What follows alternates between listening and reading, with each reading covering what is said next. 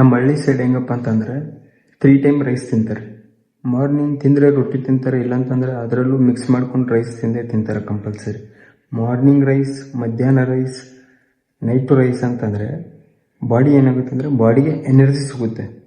ನಿಮ್ಮ ಬಾಡಿಗೆ ವರ್ಕ್ ಮಾಡ್ತಾ ಇದ್ದೀನಿ ಅಂತಂತಂದರೆ ಇನ್ನು ಕಂಪಲ್ಸರಿ ನಿಮ್ಮ ಬಾಡಿಗೆ 100% ಎನರ್ಜಿ ಸಿಗುತ್ತೆ. ಓಕೆನಾ, ರೈಸ್ ತಿನ್ನೋದ್ರಿಂದ. ಅದರಿಂದ ನಮಗೆ ಬ್ಯಾಡ್ ಹ್ಯಾಬಿಟು ಇದೆ. ಯಾಕಂತಂದರೆ ಈಗ ನೀವು ಕಂಟಿನ್ಯೂಸ್ ಆಗಿ 3 ಟೈಮ್ ರೈಸ್ ತಿನ್ನೋದ್ರಿಂದ ಏನಾಗುತ್ತೆ, ಫ್ಯಾಟ್ ಬರ್ಸುತ್ತೆ. ಈಗ ನಮ್ಮ ಸೈಡೆಲ್ಲ ಹೆಂಗೆ ಅಂದರೆ ಹಳ್ಳಿಗಳ ಸೈಡೆಲ್ಲ, ನಮ್ಮ ಹಳ್ಳಿಗಳು ಬೇಡ, ಇಂಡಿಯಾದಲ್ಲೇ ರೈಸ್ ತಿನ್ನೋದ್ರಿಂದ ಕಂಟಿನ್ಯೂಸ್ ರೈಸ್ ತಿಂತಾರೆ. 2 ಟೈಮ್ 3 ಟೈಮ್ ರೈಸ್ ತಿಂತಾರೆ. ಸೊ ಹಾಗಾಗಿ ಏನಾಗುತ್ತೆ ಅಂದರೆ ಫ್ಯಾಟ್ ಬರುತ್ತೆ, ಬೆಲ್ಲಿ ಫ್ಯಾಟ್. ಇಲ್ಲಿ ಫ್ಯಾಟ್, ಹೊಟ್ಟೆ ಹತ್ರ ಎಲ್ಲ ಫ್ಯಾಟ್ ಬರೋದು, ಸೈಡಲ್ಲೆಲ್ಲ ಫ್ಯಾಟ್ ಬರೋದು, ಚೆಸ್ಟಲ್ಲೆಲ್ಲ ಫ್ಯಾಟ್ ಬರೋದು, ಆಮೇಲೆ ಮಸಲ್, ಬೈಸಪ್, ಆಮೇಲೆ ಎಲ್ಲ ಪೂರ್ತಿ ಬಾಡಿ ಪೂರ್ತಿ ಎಲ್ಲ ಫ್ಯಾಟ್ ಬರೋದು. ಈ ಥರ 3 ಟೈಮ್ ರೈಸ್ ತಿನ್ನೋದ್ರಿಂದ ಫ್ಯಾಟ್ ಕಂಪಲ್ಸರಿ ಬರುತ್ತೆ. ಅದೇ ಫಾರಿನ್ ಸೈಡ್ ಆ ಕಡೆ ಎಲ್ಲ ಏನು ಮಾಡ್ತಾರೆ ಅಂದರೆ ಹೆಂಗೆ ತಿನ್ಬೇಕಂತ ಅವ್ರಿಗೆ ಕಂಪಲ್ಸರಿ ಗೊತ್ತು. ಈಗ ಮಾರ್ನಿಂಗ್ ಇಡ್ಲಿ, ದೋಸೆ ಅದು ಇದು ಕಾಮನ್ ಆಗಿ ತಿಂತಾರೆ. ನೆಕ್ಸ್ಟು ಆ್ಯಂಡ್ ಮಧ್ಯಾಹ್ನ ಏನು ಮಾಡ್ತಾರೆ ಅಂದರೆ ರೈಸ್ ಜೊತೆ ಒಂದು ಸ್ವಲ್ಪ ಪ್ರೋಟೀನ್ ಆ್ಯಡ್ ಮಾಡ್ತಾರೆ ಅದರಲ್ಲಿ. ಆಮೇಲೆ ತದನಂತರ ನೈಟ್ ಬಂದ್ಬಿಟ್ಟು ಕಾಮನ್ ಆಗಿ ರೈಸು, ಆಮೇಲೆ ಇದೇನಿರುತ್ತೆ ಆ ಥರ ತಿಂತಾರೆ. ಅಂದರೆ 1 ಟೈಮ್ ತಿಂದಂಗೆ ಆಗುತ್ತೆ. ಮಧ್ಯಾಹ್ನ ತಿಂತಾರೆ, ಮಧ್ಯಾಹ್ನ ಎಷ್ಟು ತಿಂತಾರೆ, ಒಂದಿಷ್ಟು ತಿಂತಾರೆ, ಅದರಲ್ಲಿ ಪ್ರೋಟೀನ್ ಆ್ಯಡ್ ಮಾಡ್ತಾರೆ ಅಷ್ಟೇ. ನಮ್ಮ ಸೈಡ್ ಹೆಂಗಂದರೆ ಕಂಟಿನ್ಯೂಸ್ ರೈಸ್, 3 ಟೈಮ್ ರೈಸ್ ಇರುತ್ತೆ. ಆ ರೊಟ್ಟಿ ತಿಂತಾರಲ್ಲ, ರೊಟ್ಟಿನೂ ಅದೇನಪ್ಪ ಅಂದರೆ ಅದೊಂದು ಕಾರ್ಬೋಹೈಡ್ರೇಟ್. ಓಕೆನಾ, ಅದು ಫ್ಯಾಟ್, ಅದೂ ನಾರ್ಮಲಾಗಿ ಫ್ಯಾಟ್ ಬರುತ್ತೆ, ಬಟ್ ಎನರ್ಜಿ ಸಿಗುತ್ತೆ ಅವುಗಳಿಂದ. ನಮಗೆ ಎನರ್ಜಿ ಸಿಗುತ್ತೆ, ಬಟ್ ಫ್ಯಾಟ್ ಬರ್ಸುತ್ತೆ ಅಷ್ಟೇ. ಅದರಿಂದ ಡಯಾಬಿಟಿಸ್ ಬರೋದು, ಆಮೇಲೆ BP ಹೆಚ್ಚಾಗೋದು, ಆಮೇಲೆ ಕಡಿಮೆ ಆಗೋದು, ಈ ರೀತಿ ಅದರಿಂದ ರೈಸ್ ತಿನ್ನೋದ್ರಿಂದ ಪ್ರಾಬ್ಲಮ್ ಇದೆ. ಸೊ ನಾನು ಹೇಳಿದ್ನಲ್ಲ, ಈಗ ನೀವು ಮಾರ್ನಿಂಗ್ ಚಪಾತಿ ಅಥವಾ ದೋಸೆ ಅಥವಾ ಇಡ್ಲಿ ಈ ಥರ ತಿಂದ್ಬಿಟ್ಟು ಕ್ಯಾಶುವಲ್ ಆಗಿ ನಾರ್ಮಲ್ ಆಗಿ, ಆಮೇಲೆ ಮಧ್ಯಾಹ್ನ ಒಂದು ಸ್ವಲ್ಪ ಪ್ರೋಟೀನ್ ಆ್ಯಡ್ ಮಾಡ್ಬೋದು, ಎಗ್ ಆಗಿರ್ಬೋದು ಅಥವಾ ಚಿಕನ್ ಆಗಿರ್ಬೋದು. ವೀಕ್ಲಿ 4 ಟೈಮ್ ಆಗಲಿ ನೀವು ಈ ಥರ ಮಾಡಿದ್ರೆ, ಆ್ಯಡ್ ಮಾಡಿಕೊಂಡ್ರೆ ನಾರ್ಮಲ್ ಆಗಿ ನಿಮಗೆ ಬೆಲ್ಲಿ ಫ್ಯಾಟ್ ಏನೋ ಇದೆಯಲ್ಲ, ಫ್ಯಾಟ್ ಬರೋದು ನಾರ್ಮಲ್ ಆಗಿ ಕಡಿಮೆ ಆಗುತ್ತೆ, ಕಂಪಲ್ಸರಿ ಕಡಿಮೆ ಆಗುತ್ತೆ. ಕಂಟಿನ್ಯೂಸ್ 3 ಟೈಮ್ ರೈಸ್ ತಿನ್ನೋದನ್ನ ಅವಾಯ್ಡ್ ಮಾಡಬೇಕಾಗುತ್ತೆ. ಮತ್ತು ಜಂಕ್ ಫುಡ್ಸ್ ಅವಾಯ್ಡ್ ಮಾಡಬೇಕಾಗುತ್ತೆ. ಹಳ್ಳಿಗಳ ಸೈಡೆಲ್ಲ ಹೆಂಗಂದರೆ, ಈಗ ರೋಡ್ ಸೈಡೆಲ್ಲ ಹಾಕಿರ್ತಾರೆ, ಇದು ಏನಪ್ಪ ಅಂದರೆ ಚಿಕನ್ ಪಕೋಡ, ಅದರ ಹೆವಿ ಏನಿರುತ್ತೆ, ಆಯಿಲ್ ಫ್ಯಾಟ್ ಇರುತ್ತೆ, ಆಯಿಲ್ ಜಾಸ್ತಿ ಇರುತ್ತೆ. ಆಮೇಲೆ ಗೋಬಿ ಇದೆಲ್ಲ ತಿಂತಾರಲ್ವ, ಇದರಿಂದ ಏನಾಗುತ್ತೆ, ನಮಗೆ ಇನ್ನೂ ಜಾಸ್ತಿ ಫ್ಯಾಟ್ ಬರೋ ಚಾನ್ಸಸ್ ಇರುತ್ತೆ, ಬೊಜ್ಜು ಬರೋ ಚಾನ್ಸಸ್ ಇರುತ್ತೆ. ಸೊ ಅವುಗಳನ್ನು ಅವಾಯ್ಡ್ ಮಾಡೋದ್ರಿಂದ ನಿಮಗೆ ತುಂಬಾ ಹೆಲ್ತಿಯಾಗಿ ಫಿಟ್ಟಾಗಿರೋಕ್ಕೆ ತುಂಬ ಚೆನ್ನಾಗಿ ನಿಮ್ಗೆ ಕಾಣಿಸ್ತೀರ. ಅವೆಲ್ಲ ಅವಾಯ್ಡ್ ಮಾಡೋದ್ರಿಂದ ನೀವು ಹೆಲ್ತಿಯಾಗಿರ್ತೀರ. ಇದು ವಿಡಿಯೋ ಬಂದ್ಬಿಟ್ಟು ನೀವು ವಿಲೇಜ್ ಸೈಡ್ ಇರ್ತಾರಲ್ವ, ವಿಲೇಜ್ ಸೈಡ್ ಇರೋರಿಗೆ ತುಂಬಾ ಅನುಕೂಲ ಆಗುತ್ತೆ ಈ ರೀತಿ ಮಾಡೋದ್ರಿಂದ. ನೀವು 3 ಟೈಮ್ ರೈಸ್ ಆ ಥರ ತಿನ್ನೋದ್ರಿಂದ ನಿಮಗೆ ಕಾಯಿಲೆಗಳು ಬರೋ ಚಾನ್ಸಸ್ ಇರುತ್ತೆ. ತುಂಬ ಜನ ನೋಡಿ, ರೈಸು ಅದೆಲ್ಲ ತಿಂದ್ಬಿಟ್ಟು ನೀವು ಹೊಲಕ್ಕೆ ಹೋಗ್ಬಿಟ್ಟು ವರ್ಕ್ ಮಾಡ್ತೀನಿ ಅಂತಂತಂದರೆ ಬೆಟರು. ಬಟ್ ನಿಮಗೆ ಅಲ್ಲಿ ಕ್ಯಾಲೋರೀಸ್, ನೀವೇನು ರೈಸ್ ಅದು ಎಲ್ಲ ತಿಂದಿರ್ತೀರಲ್ವ, ನೀವು ವರ್ಕ್ ಮಾಡ್ತೀರಲ್ವ, ಮೈ ಬಗ್ಸ್ಬಿಟ್ಟು ವರ್ಕ್ ಮಾಡ್ತಿರಲ್ವ, ಅವಾಗ ನಿಮ್ಗೆ ಏನಾಗುತ್ತೆ, ಕ್ಯಾಲೋರೀಸ್ ಕಟ್ಟಾಗುತ್ತೆ, ಡೆಫಿಸಿಟ್ ಆಗುತ್ತೆ. ಅವಾಗ ಏನಾಗುತ್ತೆ, ನೀವು ಫಿಟ್ಟಾಗಿ ಕಾಣಿಸ್ತೀರ, ಬಟ್ ಹೊಟ್ಟೆ ಬರುತ್ತೆ. ಸೊ ಆಗ ಅದನ್ನ ಹೇಳ್ತಾ ಇರೋದು, ಸ್ವಲ್ಪ ಪ್ರೋಟೀನ್ ಆಗಲಿ ಆ್ಯಡ್ ಮಾಡಿದರೆ ಆರಾಮಾಗಿ ಹೆಲ್ತಿಯಾಗಿರ್ಬೋದು ಅಂತ. ಇಷ್ಟ ನನ್ನ ಸಜೆಷನು. ಆದಷ್ಟು ಮಟ್ಟಿಗೆ ರೈಸ್ನ ತಿನ್ನೋದನ್ನ ಅವಾಯ್ಡ್ ಮಾಡಿ. ಇಲ್ಲಾಂತಂದರೆ ಈ ರೀತಿ ಮಾಡಿ. ಯಾವ ರೀತಿ ಅಂದರೆ, ಮಾರ್ನಿಂಗ್ ಸ್ವಲ್ಪ ತಿನ್ನಿ, ರೊಟ್ಟಿ ತಿನ್ನಿ ಅದರ ಜೊತೆ.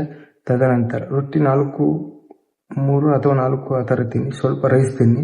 ತದನಂತರ ಮಧ್ಯಾಹ್ನ ಬಂದ್ಬಿಟ್ಟು ಇನ್ನೂ ಸ್ವಲ್ಪ ರೈಸ್ ತಿನ್ನಿ, ಸ್ವಲ್ಪ ಒಂದಿಷ್ಟು ತಿನ್ನಿ. ಆಮೇಲೆ ಅದ್ರ ಜೊತೆ ದಾಲ್, ಸಾಂಬಾರು, ಆಮೇಲೆ ಏನಾದರೂ ಸೌತೆಕಾಯಿ, ಆಮೇಲೆ ಕ್ಯಾರೆಟು, ಈ ರೀತಿ ಆ್ಯಡ್ ಮಾಡಿಕೊಂಡ್ರೆ ನಿಮಗೆ ತುಂಬಾ ಅನುಕೂಲ ಆಗುತ್ತೆ. ಜಾಸ್ತಿ ತಿನ್ನಬೇಡಿ. ಜಾಸ್ತಿ ತಿಂದರೆ ಏನಾಗುತ್ತೆ, ರೈಸು ನಿಮಗೆ ಫ್ಯಾಟ್ ಬರ್ಸುತ್ತೆ. ಇಷ್ಟು ಸಾಕು, ನಿಮ್ಮ ಬಾಡಿಗೆ ಇಷ್ಟಾದರೆ ಸಾಕು. ನಾರ್ಮಲಾಗಿ ಕ್ಯಾಶುವಲ್ ಆಗಿ ನೀವು ಜಾಸ್ತಿ ತಿನ್ನೋದ್ರಿಂದ ಏನಾಗುತ್ತೆ, ಬೊಜ್ಜು ಬರ್ಸುತ್ತೆ. ತದನಂತರ ನೈಟ್ ಬಂದ್ಬಿಟ್ಟು ನಾರ್ಮಲಾಗಿ ನೀವು ಏನಾದರೂ ಚಪಾತಿ ಆಗಿರ್ಬೋದು ಅಥವಾ ದೋಸೆ ಆಗಿರ್ಬೋದು ಅಥವಾ ಏನೋ ಕ್ಯಾಶುವಲ್ ಆಗಿ ಏನೋ ಒಂದು ರೈಸ್ ತಿಂತೀರಲ್ಲ, ಅದರಲ್ಲಿ ಎಷ್ಟು ತಿನ್ನಬೇಕು ಇಷ್ಟು ತಿನ್ನಿ ಸಾಕು, ಇಷ್ಟೇ ಸಾಕು. ಅದರಲ್ಲಿ ಸಾಂಬಾರು ನಾರ್ಮಲಾಗಿ ಸಾಂಬಾರು ಇದ್ದೇ ಇರುತ್ತೆ. ಆಮೇಲೆ ಟೊಮಟೊ ಚಟ್ನಿ ಅದು ಇದು ಏನೇನು ಇರುತ್ತೆ ಅದರಲ್ಲಿ ಸ್ವಲ್ಪ ಎಣ್ಣೆ ಹಾಕಿರ್ತಾರಲ್ವ, ಟೊಮಟೊ ಚಟ್ನಿ ಸಾಂಬಾರು ಆಗಿರಲಿ ಏನೇ ಆಗಿರಲಿ, ಎಣ್ಣೆ ಆಯಿಲ್ ಐಟಮ್ ಸ್ವಲ್ಪ ಕಡಿಮೆ ಹಾಕಿ. ಆದಷ್ಟು ಮಟ್ಟಿಗೆ ಆಯಿಲ್ ಯಾವುದು ಯೂಸ್ ಮಾಡಬೇಕಂದ್ರೆ ಸನ್ಫ್ಲವರ್ ಅಥವಾ ಕೊಕೊನಟ್ ಆಯಿಲ್ ಇರುತ್ತಲ್ಲ, ಕೊಕೊನಟ್ ಆಯಿಲಲ್ಲಿ ಬಂದ್ಬಿಟ್ಟು 0 ಕ್ಯಾಲೋರೀಸ್ ಇರುತ್ತೆ ಅದರಲ್ಲಿ, ಕೊಕೊನಟ್ ಆಯಿಲಲ್ಲಿ. ಅದನ್ನು ಯೂಸ್ ಮಾಡೋದ್ರಿಂದ ನಿಮಗೆ ಬೆಸ್ಟ್ ಆಪ್ಷನ್ ಅಂತಲೇ ಹೇಳ್ಬೋದು. ಯಾಕಂದರೆ ಫ್ಯಾಟ್ ಬರ್ಸಲ್ಲ, ಅದು ಬೊಜ್ಜು ಅನ್ನೋದನ್ನು ಅದು ಬರ್ಸಲ್ಲ ಅದನ್ನು ಯೂಸ್ ಮಾಡೋದ್ರಿಂದ ಅಡುಗೆಯಲ್ಲಿ. ಇನ್ನೊಂದು ಮೇನ್ ಇಂಪಾರ್ಟೆಂಟ್ ವಿಷಯ ಏನಪ್ಪ ಅಂತಂದರೆ ವಾಟರ್ ತುಂಬಾ ಇಂಪಾರ್ಟೆಂಟ್ ಆಗಿರುತ್ತೆ. ನೀವು ವಾಟರ್ ಡೈಲಿ ಏನಿಲ್ಲ ಅಂದ್ರೆ ಮಿನಿಮಮ್ 3 ಇಂದ 4 ಲೀಟ್ರ್ ವಾಟರ್ ನೀರು ಕುಡಿಯೋದ್ರಿಂದ ಹೆಲ್ತಿಯಾಗಿ ಕಾಣಿಸ್ತೀರ, ಹೆಲ್ತಿಯಾಗಿರ್ತೀರ. ನಿಮ್ಮ ಬಾಡಿಗೆ 70% to 75% ವಾಟರ್ ಬೇಕೇ ಬೇಕು ಕಂಪಲ್ಸರಿ ನಿಮ್ಮ ಬಾಡಿಲಿ ಇರುತ್ತೆ. ನೀವು ಡೈಲಿ 3 ಇಂದ 4 ಲೀಟ್ರ್ ಕುಡಿಯೋದ್ರಿಂದ ನಿಮ್ಮ ಸ್ಕಿನ್ ಅನ್ನೋದು ಗ್ಲೋ ಆಗುತ್ತೆ. ಆಮೇಲೆ ನಿಮ್ಮ ಹೇರಿಗೆ, ಆಮೇಲೆ ನಿಮ್ಮ ಬಾಡಿ ಪ್ರೊಟೆಕ್ಟ್ಗೆ ತುಂಬಾ ಹೆಲ್ಪ್ ಆಗುತ್ತೆ ವಾಟರ್ ಅನ್ನೋದು. ವಾಟರ್ ತುಂಬಾ ಇಂಪಾರ್ಟೆಂಟ್. ವಾಟರ್ 3 ಇಂದ 4 ಲೀಟ್ರ್ ಕಂಪಲ್ಸರಿ ಕುಡಿಬೇಕಾಗುತ್ತೆ. ತದನಂತರ ನೀವು ಡೈಲಿ ಏನಿಲ್ಲ ಅಂದರೂ ನೀವು ಊಟ ಮಾಡ್ತಿರಲ್ಲ, ನೈಟ್ ಟೈಮಲ್ಲಿ ಕಂಪಲ್ಸರಿ ಹೇಳ್ತಾ ಇದ್ದೀನಿ, ಮಧ್ಯಾಹ್ನ ಟೈಮಲ್ಲೆಲ್ಲ ನೀವು ಊಟ ಮಾಡಿಬಿಟ್ಟು ವಾಕಿಂಗ್ ಅಲ್ಲಿ ಹೋಗ್ತೀರ, ನಡೀತೀರ, ಓಕೆ ಬೆಟರ್. ಊಟ ಮಾಡಿದ ತಕ್ಷಣವೇ ಹಾಗೇನೆ ಮಲ್ಗಕ್ಕೆ ಹೋಗ್ಬೇಡಿ. ನೈಟ್ ಟೈಮ್ ಆಗಲಿ ಯಾವಾಗಲೂ ಆಗಲಿ ಊಟ ಮಾಡಿದ ತಕ್ಷಣ ಮಲ್ಗೋಕೆ ಹೋಗ್ಬೇಡಿ. ಊಟ ಆದಮೇಲೆ ಒಂದು 5 ಮಿನಿಟ್ಸ್ ವಾಕ್ ಮಾಡಿ, ಓಕೆನಾ. ಒಂದು 5 ಮಿನಿಟ್ಸ್ ವಾಕ್ ಮಾಡೋದ್ರಿಂದ ನಿಮಗೆ ಡೈಜೆಷನ್ ಆಗುತ್ತೆ. ಹಾಗೆ ಏನಾಗುತ್ತೆ, ನಿಮ್ಗೆ ಫ್ಯಾಟ್ ಬರೋ ಚಾನ್ಸಸ್ ಇರಲ್ಲ. ನೀವು ಒಂದು 5 ಮಿನಿಟ್ಸ್ ನಡೆಯೋದ್ರಿಂದ ನಿಮಗೆ ಹೊಟ್ಟೆಲಿ ಇರ್ತಕ್ಕಂಥ ಊಟ ಏನು ತಿಂದಿರ್ತೀರಲ್ವ ಅದೇನಾಗುತ್ತೆ, ಕರಗುತ್ತೆ, ಡೈಜೆಷನ್ ಆಗುತ್ತೆ. ಸೊ ಹಾಗಾಗಿ ಒಂದು 5 ಮಿನಿಟ್ಸ್ ವಾಕ್ ಮಾಡಿದ್ಮೇಲೆ ಆಮೇಲೆ ಬಂದು ನೀವು ಮಲಗಿದ್ರೆ ಆಮೇಲೆ ನಿಮಗೆ ಫ್ಯಾಟ್ ಬರೋ ಚಾನ್ಸಸ್ ಇಲ್ಲ. ನೀವು ಆರಾಮಾಗಿ ಅಲ್ಲೇ ಡೈಜೆಷನ್ ಫಾಸ್ಟಾಗಿ ಆಗುತ್ತೆ. ಇಷ್ಟು ಕಂಪಲ್ಸರಿ. ನೀವು ಒನ್ ಡೇಗೆ ನೈಟ್ ಟೈಮಲ್ಲಿ ಕಂಪಲ್ಸರಿ ನಿದ್ದೆ 7 to 8 ಅವರ್ ಕಂಪಲ್ಸರಿ ಮಾಡಿ. ಯಾಕಂದರೆ ಕಂಪಲ್ಸರಿ ನೀವು 7 to 8 ಅವರ್ ಸ್ಲೀಪ್ ಮಾಡಿದರೆ ನಿಮ್ಮ ಮೈಂಡ್ ಏನಿದೆ ಸ್ಟ್ರೆಸ್ ಏನಿದೆಯಲ್ಲ ಅದನ್ನು ಸ್ಟ್ರೆಸ್ ಅನ್ನೋದು ಬರಲ್ಲ. ತದನಂತರ ನಿಮಗೆ ಇರಿಟೇಟ್ ಆಗಲ್ಲ. ಆಮೇಲೆ ನಿಮಗೆ ಕೋಪ ಬರ್ತಕ್ಕಂಥದ್ದು. ತದನಂತರ ನಿಮಗೆ ಏನೋ ಒಂದು ಯಾರಾದರೂ ಮಾತಾಡ್ತಿದ್ದಾರೆ ಅಂದರೆ ಸಡನ್ನಾಗಿ ಕೋಪ ಬರುತ್ತೆ. ನೀವು ಮಾತಾಡೋಕೆ ಹೋಗ್ಬೇಡ ಹಿಂಗೆ ಅಂತ ಒಂಥರ ಇರಿಟೇಟ್ ಆದಂಗೆ ಆಗುತ್ತೆ. ಆ ರೀತಿ ಆಗಬಾರ್ದಂದ್ರೆ ನೀವು ಕಂಪಲ್ಸರಿ ಸ್ಲೀಪ್ ಅನ್ನೋದು ನಿಮಗೆ ತುಂಬಾ ಇಂಪಾರ್ಟೆಂಟ್ ಆಗಿರುತ್ತೆ. ಸ್ಲೀಪ್ ಮಾಡೋದ್ರಿಂದ ನಿಮ್ಮ ಸ್ಕಿನ್ ಏನಿದೆ ಗೊತ್ತಾ, ನಿಮ್ಮ ಸ್ಕಿನ್ ಅನ್ನೋದು ಗ್ಲೋ ಆಗುತ್ತೆ ಚೆನ್ನಾಗಿ. ಕರೆಕ್ಟಾಗಿ ಸ್ಲೀಪ್ ಮಾಡಿಲ್ಲ ಅಂದರೆ ಏನಾಗುತ್ತೆ, ನಿಮ್ಮ ಸ್ಕಿನ್ನು ಡ್ರೈ ಆದ ರೀತಿ ಕಾಣಿಸುತ್ತೆ, ಡ್ರೈ ಆದ ರೀತಿ. ಸೊ ಸ್ಲೀಪ್ ತುಂಬಾ ಇಂಪಾರ್ಟೆಂಟು. ನಿಮಗೆ ಹೇರ್ ಆಗಲಿ ಏನೇ ಆಗಲಿ, ನೀವು ಕರೆಕ್ಟಾಗಿ ನಿದ್ದೆ ಮಾಡಿಲ್ಲ ಅಂದರೆ ನಿಮ್ಗೆ ಹೇರ್ ಲಾಸ್ ಆಗುತ್ತೆ, ನಿಮ್ಮ ಸ್ಕಿನ್ ಡ್ರೈ ಆದ ರೀತಿ ಕಾಣಿಸುತ್ತೆ.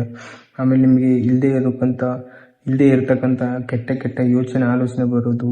ಆಮೇಲೆ ನಿಮ್ಮ ಮೈಂಡಿಗೆ ಏನೋ ಒಂದು ರೀತಿ ಅದು ಇದು ಅನ್ನೋ ರೀತಿ ಬ್ಯಾಡಾಗಿ ಒಪಿನಿಯನ್ ಬರುವಂಥದ್ದು ಇರುತ್ತೆ. ಸೊ ಸ್ಲೀಪ್ ತುಂಬಾ ಇಂಪಾರ್ಟೆಂಟ್. 7 to 8 ಅವರ್ ಇಷ್ಟು ಮಾಡಿದರೆ ಸಾಕು.